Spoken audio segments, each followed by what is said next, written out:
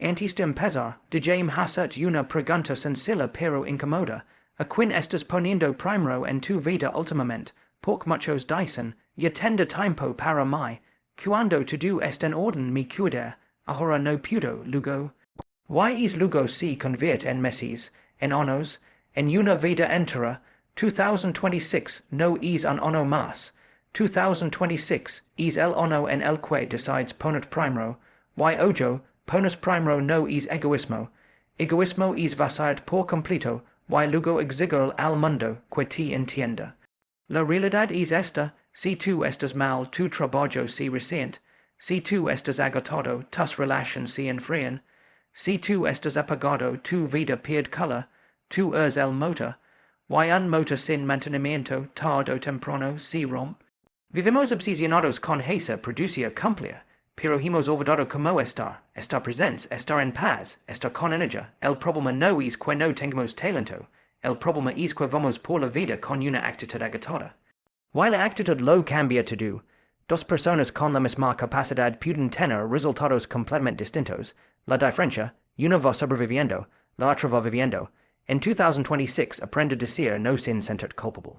No a lo que te roba la calma, no a lo que no va con tus valores, no a relations que te apagan, cada no, mal dicho a otros es un sí, mal dicho a ti mismo. Empieza a cuidar tu energía como algo sagrado. No todo el mundo merece exceso a tu tiempo, pero muy pocos merecen exceso a tu paz. Rodea de personas que sumen, que te impulsan, que te reten a semilla. Y si no los encuentras, convierte tú en esa persona. Y sabe todo, deja de vivir en automático.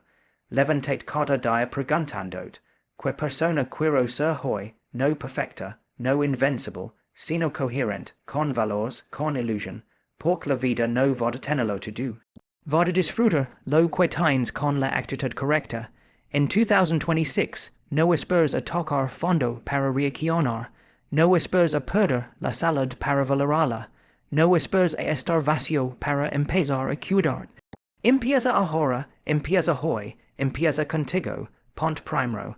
Y verás como todo lo demás empieza a encajar. Tú eres tu principal activo, aunque muchas veces vivas como si fueras lo último de la lista. Te ocupas de cumplir, de responder, de llegar a todo, de no fallar a nadie, pero te fallas a ti. Y la vida, tarde o temprano, pasa factura. Porque cuando tú no estás bien, nada a tu alrededor funciona bien. Puedes tener un buen trabajo, personas que te quieren, oportunidades delante ti, pero si por dentro estás agotado, descontado o vacío, todo eso pierde fuerza, sentido y dirección. Nos han enseñado a producir antes que a sentir, a resistir antes que a cuidarnos, a aguantar antes que a escucharnos. Y así vamos, tirando, sobreviviendo, normalizando el cansancio crónico, el estrés constante y la falta de ilusión. Pero no es normal vivir siempre cansado. No es normal levantar sin ganas cada día. No es normal vivir esperando al fin de semana como única vía de escape. Eso no es vida, es desgaste. Y un activo desgastado deja de rendir. Piensa en ti como en una empresa, pero no de números, sino de energía. Si la energía baja, todo baja. Tu rendimiento, tu paciencia, tu creatividad, tu forma de relacionar. Cuando tú no estás bien, contestas peor, decides peor, amas peor. Te vuelves más irritable, más defensivo, más distante. No porque seas mala persona, sino porque estás agotado. Y el cansancio emocional y silencioso no avisa, solo apaga. Muchas personas creen que cuidar es un lujo, algo que se hace cuando sobre tiempo. Cuidar es una responsabilidad, porque las personas que dependen de ti, directa o indirectamente, necesitan tu media versión, no tu versión quemada. No das lo que no tienes, no transmites como si vives en tensión. No inspiras si estás apagado. Por eso, poner primero no es egoísmo, es coherencia. Cuando tú estás bien, se nota en tu mirada, en tu forma de hablar, en cómo escuchas. Se nota en cómo afrontas los problemas, porque los problemas no desaparecen, pero tu actitud se puede cambiar. Una persona fuerte por dentro no es la que no sufre, is la que se recuperas, la que se cuida, la que se respeta, la que entiende para también es avanzar, hay una gran mentira que nos repetimos, cuando pace esto etopa mi cuidar. Why la etopa nunca posa? Siempre hay algo urgent, algo pendiente, algo en que necesita más. Why mientras tanto, tú te quedas para después, pero el después no existe ahora. Why si ahora no te eliges, mañana será más difícil hacerlo? Cuidar implica poner límites, why los límites incomodan a los demás why a ti mismo. Decir no, bajar el ritmo, priorizar, elegir descanso en lugar de exigencia. Pero cada limite sano es una declaración de amor propio. Es decir a ti mismo, importo, why cuando tú te tratas como alguien importante, el mundo empieza a tratar diferente, tu culpo habla, aunque lo ignores, el estrés acumulado se convierte en tensión, la tensión en dolor, el dolor en enfermedad. Why no porque seas débil, sino porque levas demasiado tiempo siendo fuerte. Escuchar a tiempo es una forma de inteligencia emocional. No todo se soluciona apretando los dientes y siguiendo. Estar bien no significa estar siempre feliz. Significa estar en equilibrio. Significa tener energía para lo importante, claridad para decidir, y paz para vivir. Significa levantar con propósito, no con peso.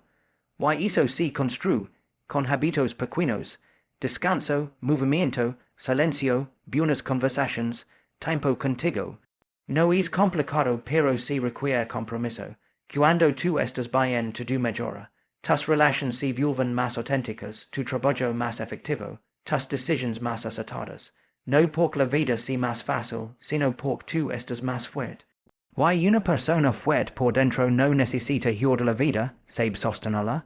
Por eso, recuérdalo cada día. Tú eres tu principal activo. No te descuides, no te postergues, no te abandones, porque cuando tú estás bien todo fluye mejor. Why cuando tú no estás bien, nada funciona como debería, empieza por ti, siempre, la actitud multiplica el talento, aunque durante mucho tiempo nos hayan hecho creer lo contrario, nos enseñaron que lo importante era saber más, tener más títulos, más habilidades, más experiencia.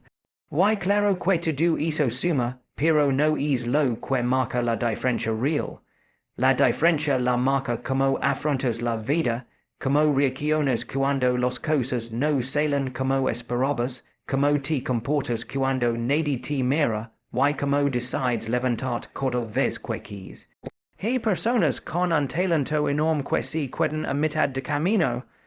No porque no son capaces, sino porque se rinden demasiado pronto, porque se quejan más de lo que actúan, porque esperan condiciones perfectas que nunca llegan.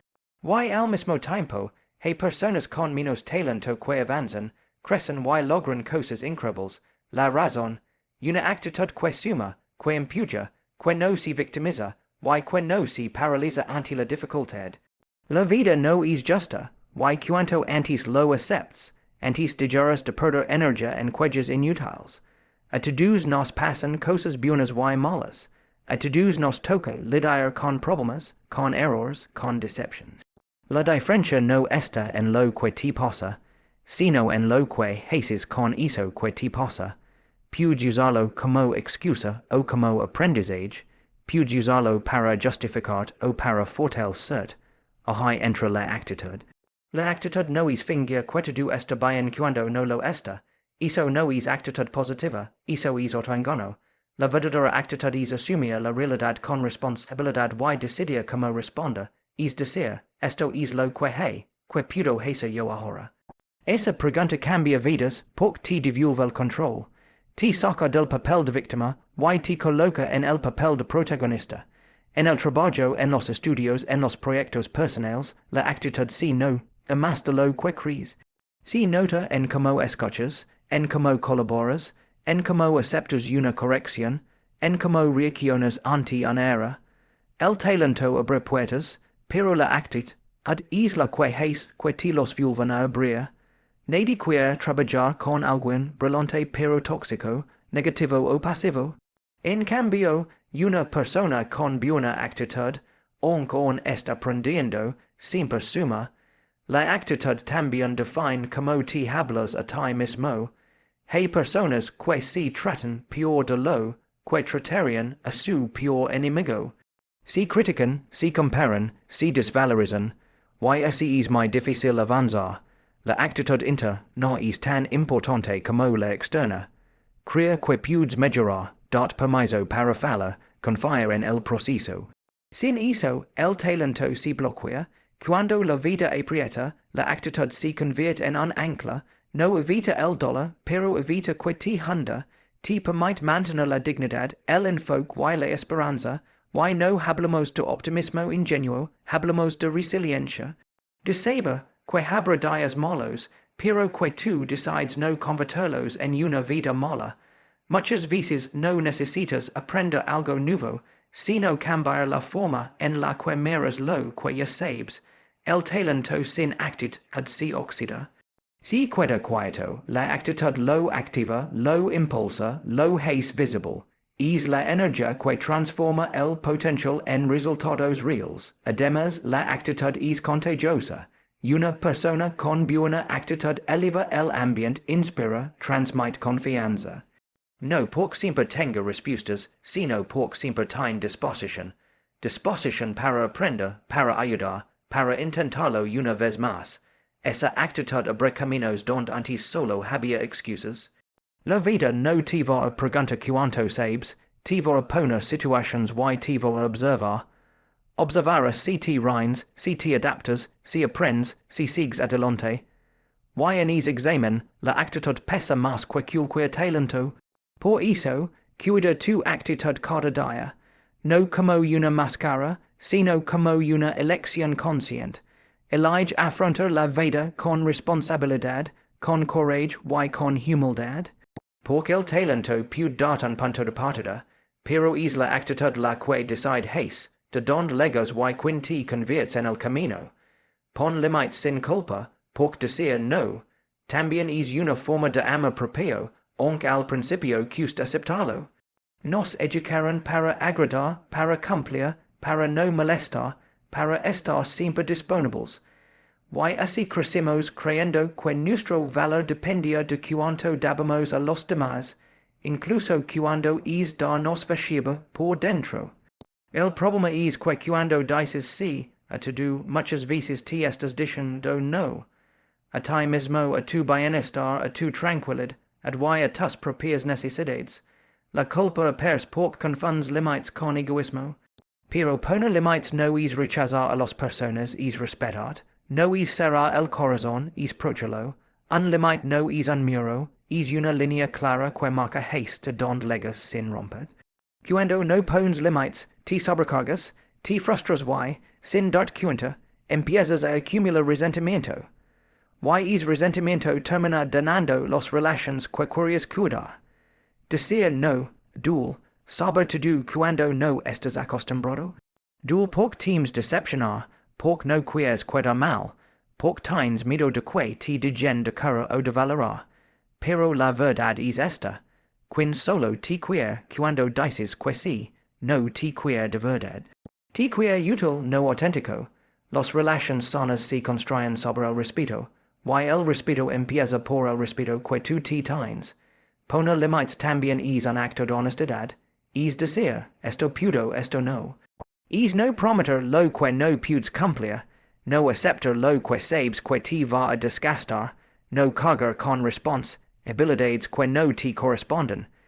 Cuando no eres honesto contigo, acabas siendo injusto con los demás, porque tarde o temprano fallas, te enfadas o te descontas. Muchas personas viven agotadas no por exceso de trabajo, sino por exceso de permisividad. Permiten invasiones de su tiempo, de su energía, de su espacio emocional. Permiten comentarios que duelen, exigencias que no son justas, dinámicos que les apagan. Y todo por miedo a decir basta. Pero cada vez que no te defines, te traicionas un poco. Y esas pequeñas traiciones acumuladas pesan más de lo que imaginas. Aprender a poner límites no significa volverte frío o distante. Significa ser claro. Significa hablar desde el respeto, pero con firmeza. No hace falta justificarte en exceso ni dar explicaciones interminables. Un no pudo, Un no mi vien bien, un esto no mi hace bien, is sufficient. Quin ti respeta, lo intendera, y quin no lo entiend, ti está mostrando algo importante, la culpa era dispersión, do a medida que ves los resultados, cuando empiezas a poner límites, recuperas energía, ganas claridad y te sientes más en paz. Discovers que el mundo no se que por priorices tu descanso, tu tiempo o tus valores, al contrario tu se ordena, tu te ordenas, y cuando tu estás en orden, das desde un lugar más sano, no desde el sacrificio. También es importante entender que los límites no son solo hacia los demás, sino hacia ti mismo. Poner límites a la autoexigencia extrema, al diálogo interno destructivo, al hábito de comparar. Desert hasta aquí, cuando te estés empujando más allá de lo saludable. El amor propio también es saber para. Habrá personas que reaccionan mal cuando empiezas a poner límites, no porque estés hacen, do algo mal, sino porque estaban cómodos con tu falta de ellos. Eso duele pero también libera.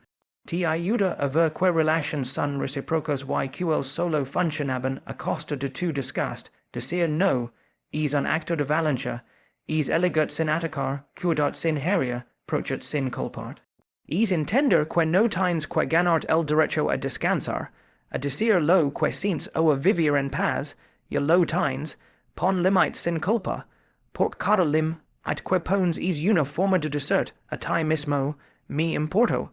Y cuando te importas, tu vida, tus relaciones y tu bienestar empiezan a cambiar de verdad. Cuida tu energía, no solo tu tiempo, porque el tiempo puede estar lleno y aún así sentirse vacío. Puedes tener la agenda organizada, cumplir con todo lo que te propones y, sin embargo, acabar el día sin fuerzas, sin ilusión y sin ganas. Eso pasa cuando gestionas horas, pero no cuidas como te sientes dentro de esas horas. La energía es el verdadero motor de tu vida, y cuando se agota, no funciona como debería, por mucho que el reloj diga que aún queda tiempo, no todas las actividades consumen la misma energía. Hay cosas que cansan el cuerpo, pero alimentan el alma, y otras que no parecen exigentes, pero te dejan drenado por dentro. Una conversación, un ambiente, una persona pueden agotar más que una jornada entera de trabajo físico. Por eso es tan importante observar cómo sales de cada situación, cómo te sientes después de estar con ciertas personas o de repetir ciertos hábitos. Tu cuerpo y tus emociones siempre te dan pistas. Muchas personas viven rodeadas de ruido, de prisas y de estímulos constantes, y luego se preguntan por qué están agotadas. No es falta de capacidad, es exceso de desgaste, estar siempre disponible, siempre conectado, siempre respondiendo, fragmenta tu energía. Y una energía fragmentada no permite profundidad, ni enfoque, ni disfrute.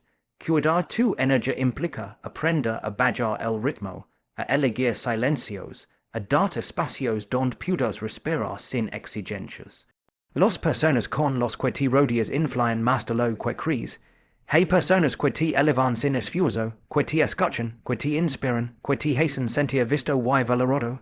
Y hay otras que siempre se quejan, que critican, que dramatizan, que te cargan con sus problemas sin preocuparse por los tuyos. No se trata de juzgar, sino de elegir. No todo el mundo merece exceso constante a tu energía. Rodea de personas que te suman, no que te absorban. Personas que respetan tus límites, que celebran tus logros, que te digan la verdad sin aplastarte. Y si en algún momento no puedes elegir el entorno, al menos elige cuanto te involucras emocionalmente. Procha tu energía también es no enganchar en todo, no reaccionar a todo, no cargar con todo. Los hábitos diarios son otra fuente clave de energía o desgaste. Dormir mal, comer sin atención, vivir sin pausas, mover poco, hablar mal. Todo eso va siendo el depósito poco a poco. No de golpe, sino de forma silenciosa. Hasta que un día te sientes agotado, y no sabes por qué. La energía no se pierde de un día para otro, se pierde por descuido constante. Cuidar tu energía no es hacer grandes cambios radicales, es ser coherente en lo pequeño. Respetar tus horarios de descanso, moverte un poco cada día, elegir elementos que tinatran, exponet al sol, respira con calma, desconecta del ruido digital. Son decisions sencillas pero poderosas, no porque convierten en algo imperfecto, sino porque sostenen. También es fundamental cuidar tu diálogo interno. Pensamientos negativos repetidos, comparaciones constantes, exigencias excesivas consumen muchísima energía. Hablar con dureza te agota más que cualquier actividad externa. Tratar con respeto, con comprensión y con paciencia no es debilidad, es inteligencia emocional. Aprender a decir no a lo que te drena es tan importante como decir sí a lo que te nutre. No a planes que no te apetecen, no a conversations que solo giran en torno a la queja, no a hábitos que sabes que te dejan peor. Cada no consciente es una forma de autocuidado. Cuando cuidas tu energía, tu vida cambia de ritmo. Tomas mejores decisiones, disfrutas más de lo simple, te sientes más presente. No porque todo sea fácil, sino porque tú estás más fuerte por dentro. Y una persona con energía bien cuidada no solo vive mejor, también contagia bienestar. Cuida tu energía cada día, porque es limitado y valiosa. El tiempo pasa igual, pero la forma en que lo vives depende de cómo te sientes. Rodea de personas y hábitos que te sumen, y verás cómo tu vida empieza a sentirse más ligera, más clara y más tuya. Vive con intención, no en automático, porque cuando dejas de decidir, empiezas a repetir. Repetir rutinas, repetir excusas, repetir días que se parecen demasiado unos a otros. El piloto automático es cómodo, no exige esfuerzo, pero tiene un precio alto. Te desconecta de ti mismo. Y sin dar cuenta, puedes pasar años viviendo una vida que no elegiste, sino que simplemente aceptaste. El automático se instala poco a poco. Un día te levantas con prisa, otro día haces lo mismo, y de pronto ya no te preguntas por qué haces lo que haces. Cumples produces avanzas, pero sin dirección clara. Estás ocupado, pero no presente, activo, pero no consciente, y ahí es donde la vida empieza a perder profundidad, no porque te falta algo externo, sino porque te falta intención interna. Vivir con intención no significa tener todo claro ni controlar cada aspecto de tu vida. Significa algo mucho más sencillo y poderoso, elegir cómo quieres estar, cómo quieres responder, cómo quieres vivir el día que tienes delante. Cada día es una decisión, incluso cuando crees que no decides. No decidir también es una forma de decidir. La intención transforma lo cotidiano. Lo que haces por inercia te cansa más que lo que haces con sentido. No es lo mismo trabajar por obligación que trabajar alineado con un propósito. No es lo mismo hablar por compromiso que escuchar con presencia. La intención no cambia siempre las circunstancias, pero cambia completamente la experiencia. Muchas personas esperan grandes momentos para vivir con intensidad, pero la vida real sucede en lo pequeño. En cómo te levantas, en cómo empiezas la mañana, en cómo tratas a los demás, en cómo te hablas a ti mismo. Si no pones intención ahí, si te escapa lo más importante, vivir con intención es estar despierto en tu propia vida, el automático te empuja a reaccionar a mensajes, a problemas, a opiniones, a expectativas ajenas. Vivir con intención te invita a responder. Y responder es elegir. Elegir no entrar en una discusión que no te aporta, elegir para antes de explotar, elegir cuidar tu energía, elegir decir lo que sientes con respeto. Esa diferencia cambia relaciones, estados de ánimo y resultados. También implica revisar tus hábitos. Muchas cosas que haces cada día no los harías si te detuvieras a pensarlas. Comer sin atención, consumir contenido sin sentido, comparar sin razón, exigir sin medida. El automático normaliza lo que te has dado. La intención lo cuestiona. Y cuestionar es el primer paso para cambiar. Vivir con intención requiere valencia, porque te obliga a hacer preguntas incómodas. ¿Esto que hago va con la persona que quiero ser? ¿Esta decisión me acerca o me aleja de la vida que deseo? ¿Estoy actuando por miedo o por coherencia? No siempre te gustará la respuesta, pero siempre te dará claridad. No si trata de hacer grandes cambios de golpe, sino de pequeñas decisiones conscientes. Hoy eliges descansar un poco más. Hoy eliges hablar con honestidad. Hoy eliges mover, aprender, agradecer. Y esas pequeñas elecciones repetidas construyen una vida distinta. No perfecta, pero auténtica. Cuando vives con intención, el tiempo se siente diferente. No porque pace más lento, sino porque pesa menos. Te sientes más conectado, más presente, más dueño de tu camino. Incluso en los días difíciles, sabes por qué estás hoy, y para qué sigues adelante. La vida no te va a pedir explicaciones por vivir en automático, pero tú sí te los pedirás algún día. Y es día quieres saber que al menos lo intentaste, que no dejaste que los días te pasaron por encima sin estar tú dentro de ellos. Vive con intención. Elige cada día como quieres vivirlo, como quieres sentir y como quieres tratar. Porque cada día es una decisión, y en esa decisión se construye, poco a poco, la vida que realmente vale la pena vivir.